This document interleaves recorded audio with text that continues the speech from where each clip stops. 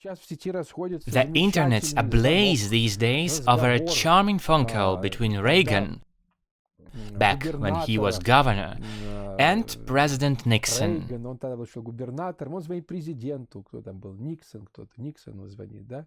night, I tell you, to watch that thing on television as I did, to see those monkeys from those African countries, damn them, they're still uncomfortable wearing shoes. He gave his comment then about the United Nations, which had just voted to seat a delegate from China instead of Taiwan, which means the red fascists of China will now represent the entire region. Then he goes on to rant about those who cheered for the recognition of China in the United Nations. How joyful those monkeys were, same monkeys who'd slithered in from every bogus micronation on the map. And he cracked a jape about how awkward shoes must have felt on their feet since they started dancing barefoot on the assembly floor, shoeless and filthy. About the United Nations, what kind of organization is this? What's the point of letting in all these pseudo-states when they're nothing but political figments? And it's the United States, Russia and maybe a couple of European powers who actually make decisions. Why invite a bunch of dependents to the table?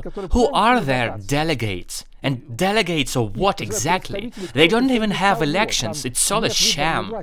These presidents are 50-year-old cannibals who've usurped power and now they're dispatching delegations. Delegating whom? Their fellow man-eaters? And no, I'm not being metaphorical, I mean that.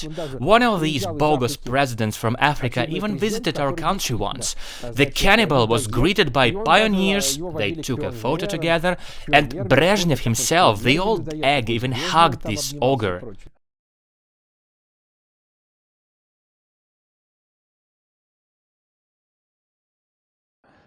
Bloody hell, that was right around the same year Reagan and Nixon had that call.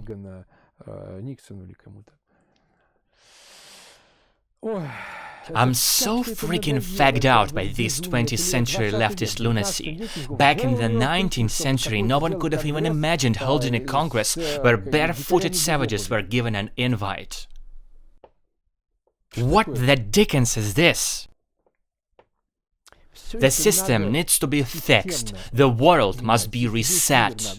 The kind of actions Trump is taking now need to go global. And above all, they must be executed with force. He won't succeed if he takes leftist laws into consideration, because the left has usurped the legal system. The authorities have their boot on the people's throats. So, if it were done when it is done, then it were done quickly. With care for the decent and ruthlessness against the vile, there is no alternative. Parasites will never stop leeching. These fake state moochers from Africa, the worst stock of Ukrainians, leftists around the globe, and America's criminal deep state will never stop prowling for the decent, working people. Never. They will always hate and envy the beautiful, the white, the virtuous and the refined. Nothing but hatred. Just like that African who stabbed 3 little girls last summer. He might have killed more and many were injured, 3 of whom died. It's been 2 months since his sentencing. He didn't even listen to his lawyer. He simply said he was pleased to kill whites. That's their nature in a nutshell.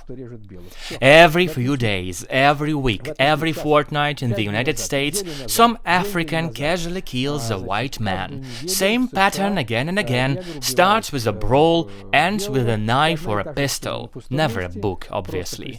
And just like that, another man is dead.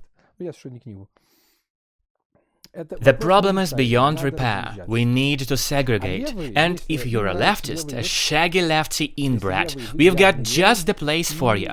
Take a good look at North Korea, a third world cesspit.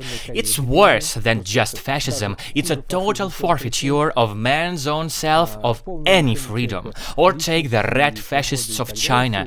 They've somewhat renounced their old leftist economics, sure, but they're still a textbook totalitarian regime. leftism. So, if you're so starry-eyed about leftism, go live in North Korea or China. And if you fancy the Islamists, then righto to glorious Afghanistan or Iran, where free thought and basic sanity mean the death sentence. So, here are your options. Of course, freaks and morons like you will be smeared on the spot, but that'll bring me so much joy I'll be applauding. We'll send that pie-eyed usurper in Iran a thank you letter on behalf of our channel of common sense, hailing him for reducing the ranks of the leftists. Something like, here's a toast to your health, may you rot in hell.